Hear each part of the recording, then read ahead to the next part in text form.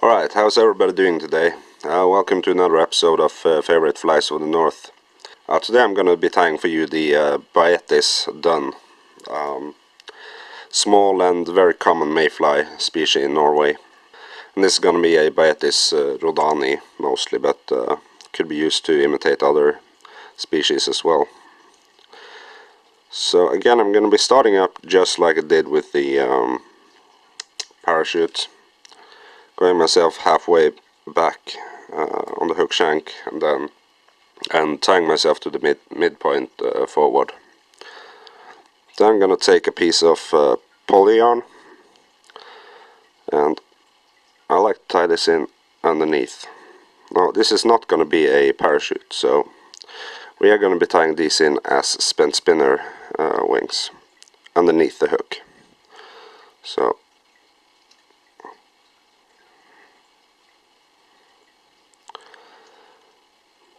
just like that. We can just start pulling them up and doing a little few turns behind and forward.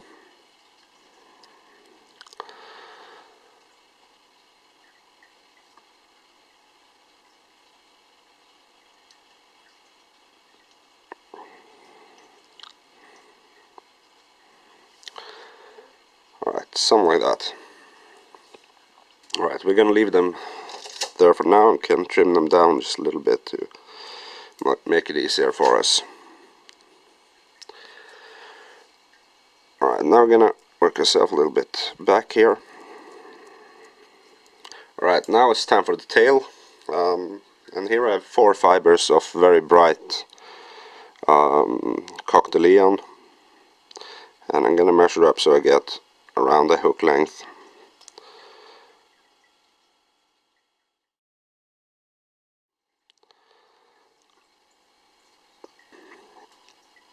Alright, so now I'm gonna split the tails, which you do by first placing one turn underneath, then going up like this.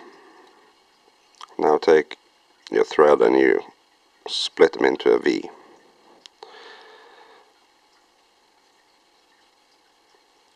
Just like that.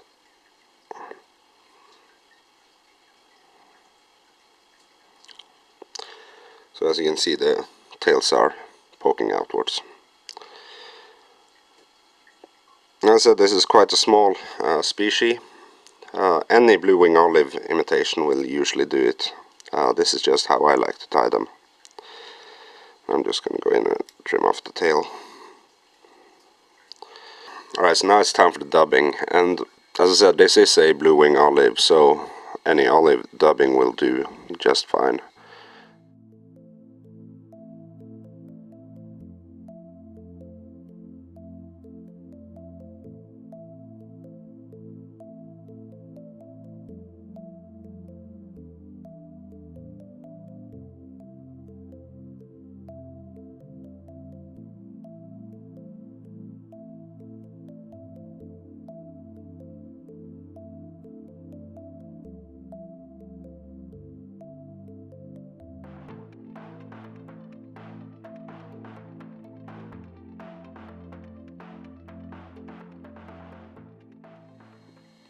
Alright, so now I'm going to just go in here. Make sure you get a sparse body. The marsh brown I tied the other day was not really sparse, but in my opinion that's like how I like my marsh browns. I don't know what the fish takes them for, maybe caddis pupils or something like that, but right, so I'm going to go with just a little bit more dubbing here. A little bit more, there we go.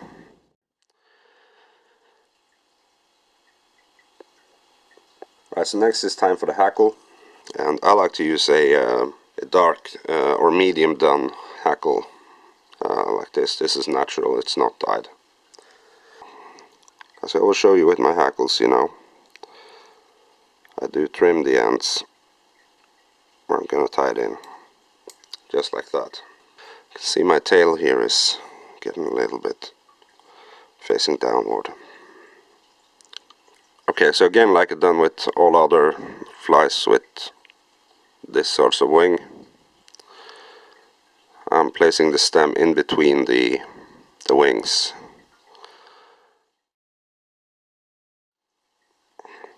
And I can just go forward here. And I'm not using wax thread on this fly, so, but there we go. Alright, so now we need some more dubbing. Again, you know, this is just super fine.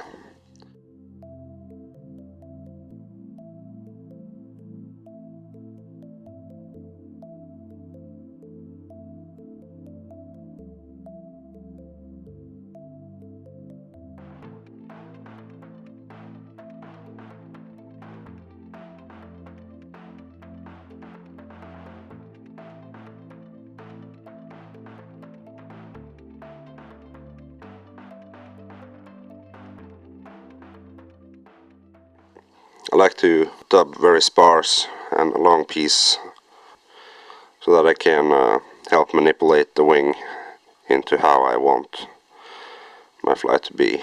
So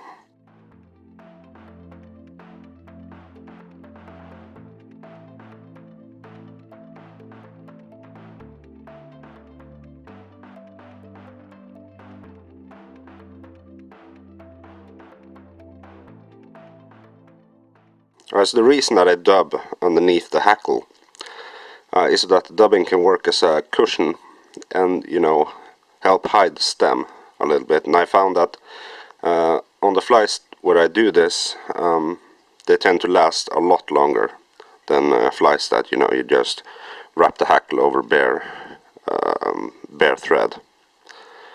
So again, like I do with all other flies, you know, I like to keep them sparse. This is one turn, then another turn in front of the wing.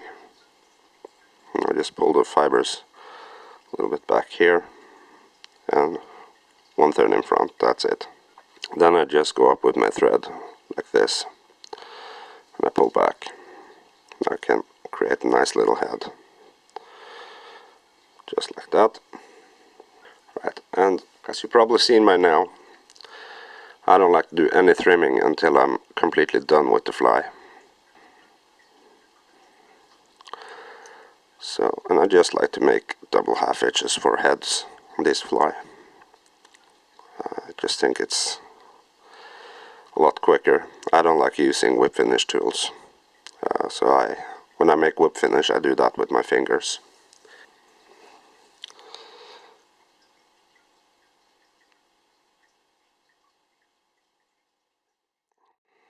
So there we go, now we have varnished the head. I can just go in with the blank hook here and just make sure that my eye is open. Alright, now I can start by trimming the thread. I trim the hackle. Now we're going to fix the wings, and you know, the blue-winged olive has quite long wings, but the problem is you shouldn't try to resemble those long wings, because you just get a fly that's harder to cast and that will twist your leader. So I think just, you know, a little bit longer than the hackle, that should be enough. Now I can just go in like this and split the wing open. And if you think these wings are a little bit too massive when you get to the water, you know, always carry just a pair of scissors in your fly vest or fly bag, hip pack, whatever, so you can, you know, make them a little bit sparser. Another thing that you also should do on these flies are obviously to go underneath and trim off the hackle that's straight underneath. Usually I also do this by the river, but I'm just going to show you right now.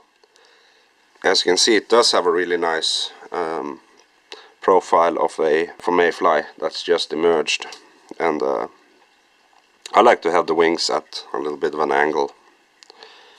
So, you know, you could also change out the poly yarn for CDC or whatever. But poly yarn is really great because it makes the fly float really well. Alright, so that's my blue-winged olive, the way I like to tie it. Yeah, please go visit my Facebook page. I linked it in the description below. It's where I'll post all my videos and pictures of fishing trips and other stuff like that. So thank you for watching this video. I'll see you in the next one. Bye.